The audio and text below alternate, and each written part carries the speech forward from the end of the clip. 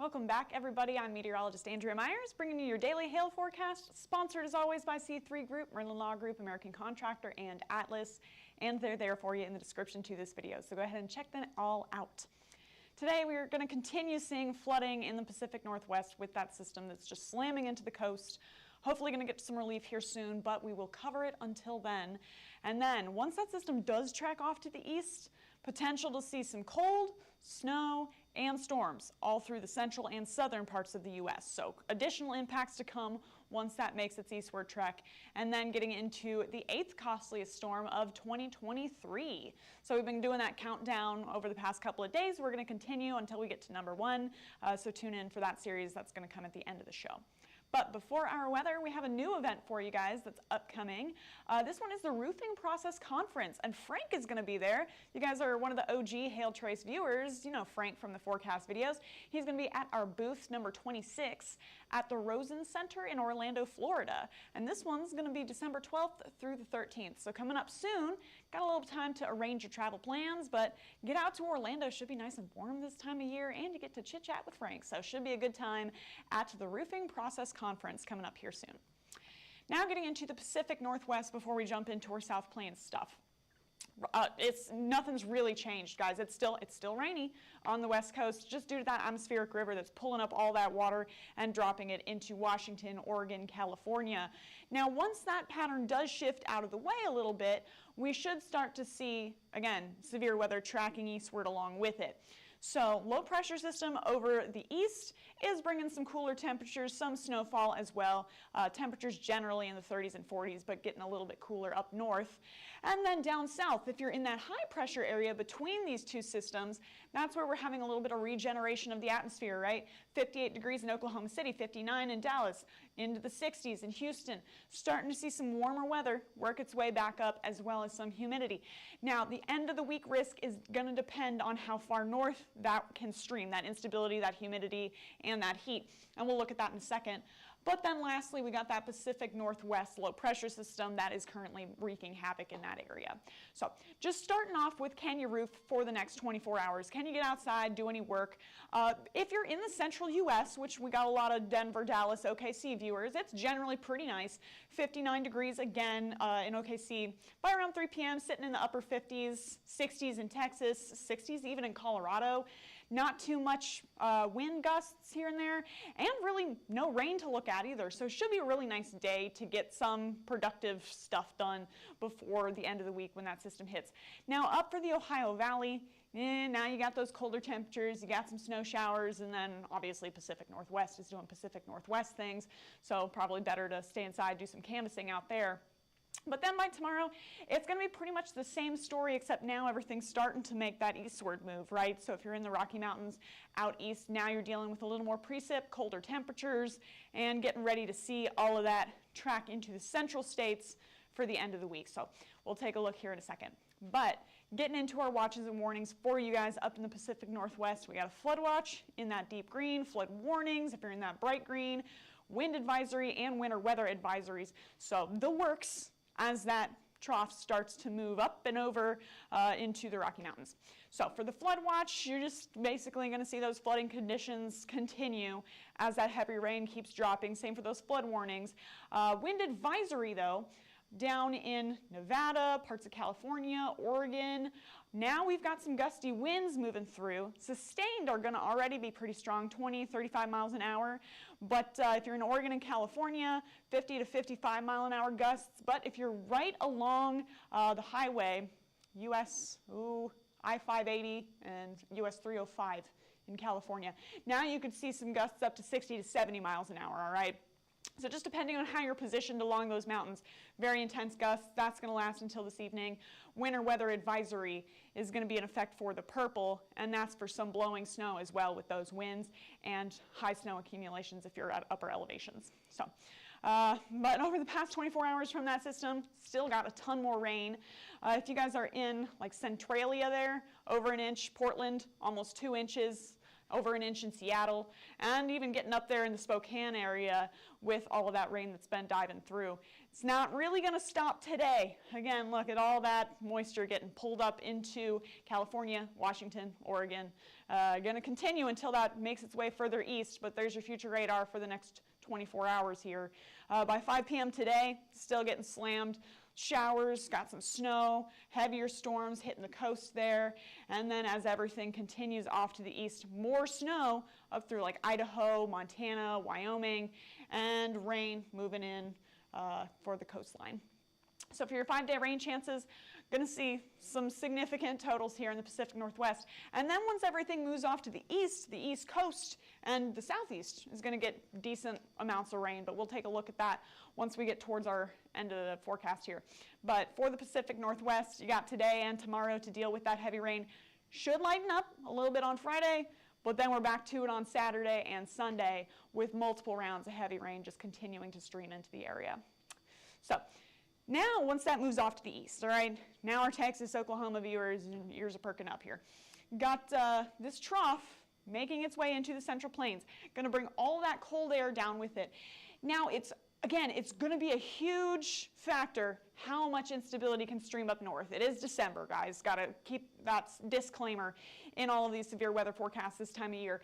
How much of that instability can stream out of that Gulf is really going to impact how much severe weather we see on Friday once that trough finally makes its way down into the South Plains. But it does hit Texas and Oklahoma hard enough to bring some pretty cold temperatures as well as that snow chance. So if you're a winter weather geek, then you at least got that to look forward to through the high plains, potentially the panhandles. It's going to shift and move around a lot through Saturday, and we'll let you know what it's looking like. Obviously, we get closer and closer to.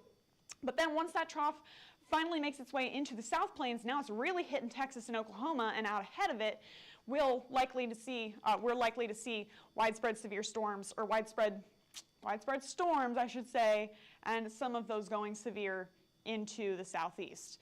So all of that tracking through with that Pacific Northwest trough through to Sunday, and then dropping our temperatures quite significantly. So there's that cold front tracker. Got things moving off the Rocky Mountains into Friday afternoon. Starting to see that line up through the Central Plains, and then shifting down through Oklahoma, through Texas, into Saturday afternoon. Storms out ahead of it.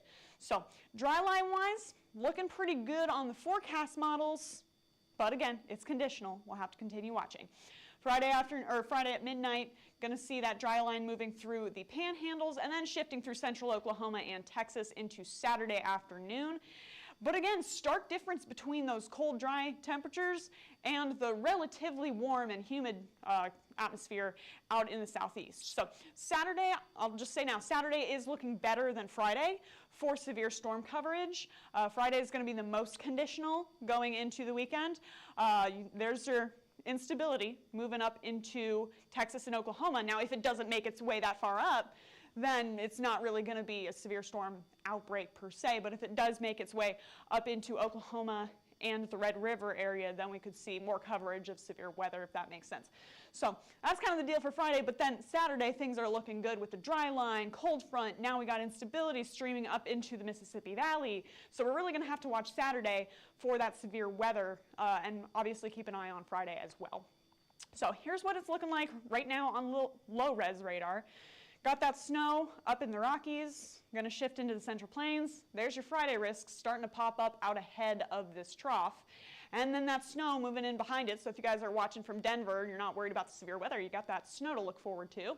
And then things could potentially start creeping towards the panhandles.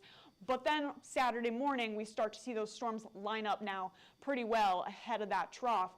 And that's where the whole eastern part of the U.S. could see some pretty significant rain totals with that system finally making its way into the Ohio Valley and the southeast. So got to keep an eye on Saturday with this system. Potential to see all risks right now. as that tracks through Oklahoma, Texas, the Mississippi Valley, and the southeast. So there's your Friday risk through Arkansas, Oklahoma, parts of northeast Texas there.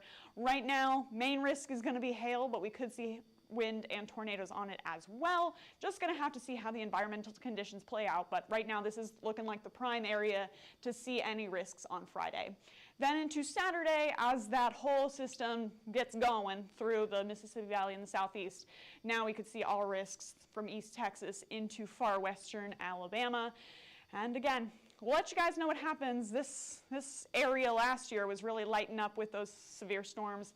And, you know, we're starting to see more risks popping up this year, so we'll keep you guys updated. But ending the show here with our top 10 severe storm countdown. We're on number 8 now. If you guys are in Oklahoma or DFW area, Chicagoland, you probably remember April 19th through the 20th. Got some very intense hail that moved through a lot of the southern plains up into the Chicagoland, Mississippi Valley area, and even into Nebraska and Iowa. Oklahoma City particularly got hit very hard. You can see a lot of hail swaths there in central Oklahoma. Hail, wind, and tornadoes all impacted the metro area. Killed my pansies, so that was kind of a bummer. And then did a lot more damage than just pansies. So all initiated from a trough in the Pacific, moved off to the east as they do, and once it hit the central U.S., there was enough instability, and I mean, it's April doing April things. Started to spin up all severe hazards, primarily hail, you can tell from the map there, but we did see quite a few tornadoes through central Oklahoma. Got to talk about that on the impacts there. DFW and Chicago suburbs also saw severe hail.